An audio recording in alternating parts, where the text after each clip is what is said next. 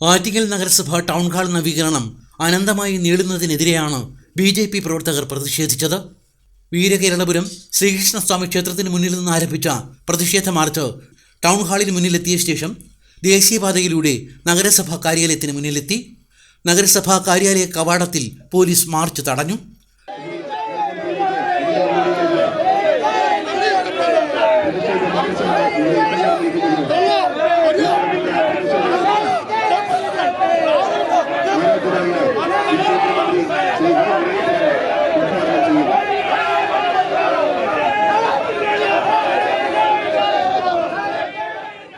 തുടർന്ന് നടന്ന ധർണ മുൻ കേന്ദ്രമന്ത്രി V. മുരളീധരൻ ഉദ്ഘാടനം ചെയ്തു.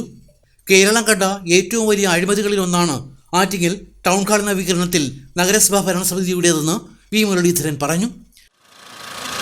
ഇവിടെ മുനിസിപ്പൽ ടൗൺ ഹാൾ നിരവധി അഴിമതികളുണ്ട്. അതിൽ ഏറ്റവും പ്രകടമായിട്ടുള്ളൊരു അഴിമതി മുനിസിപ്പൽ ടൗൺ ഹാൾ.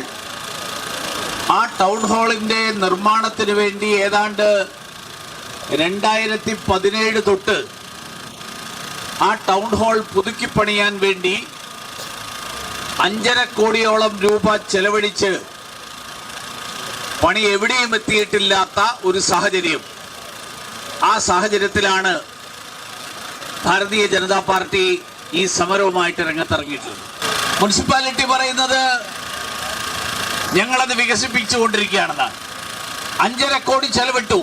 5.5 കോടി ചെലവിട്ടിട്ട് എന്തുണ്ടായി എന്ന് ചോദിച്ചാൽ അതിന് ഉത്തരവില്ല.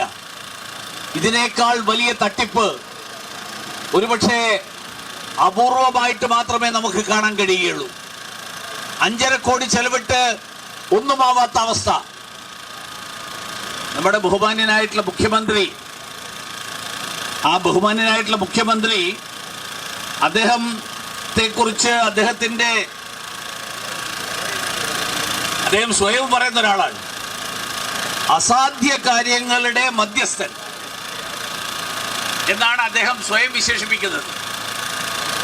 അസാധ്യ കാര്യങ്ങളുടെ മധ്യസ്ഥൻ എന്നാണ് അദ്ദേഹം വിശേഷിപ്പിക്കുന്നത്. അത് പിണറായി വിജയൻ സ്വയം വിശേഷിപ്പിക്കുന്നതാണ്. അതോടൊപ്പം പിണറായി വിജയന്റെ വാഴ്ത്തുപാട്ടുകാർ നാട് മുഴുവൻ നടന്ന് അവരും വിശേഷിപ്പിക്കുന്നതാണ്. അതിന്റെ ഉദാഹരണമായിട്ട് പറയുന്നത് എന്താ? നമ്മുടെ നാട്ടിൽ ദേശീയപാത വന്നു. BJP ആറ്റിങ്ങൽ മണ്ഡലം പ്രസിഡന്റ് ബൈജു അധ്യക്ഷനായിരുന്നു. സംസ്ഥാന വൈസ് പ്രസിഡന്റ് സുധീർ, നോർത്ത് ജില്ലാ പ്രസിഡന്റ് റജികുമാർ, രാജേഷ് മാധവൻ, ഇലകമൺ സതീശൻ, ജീവൻലാൽ തുടങ്ങിയവർ നേതൃത്വം നൽകി.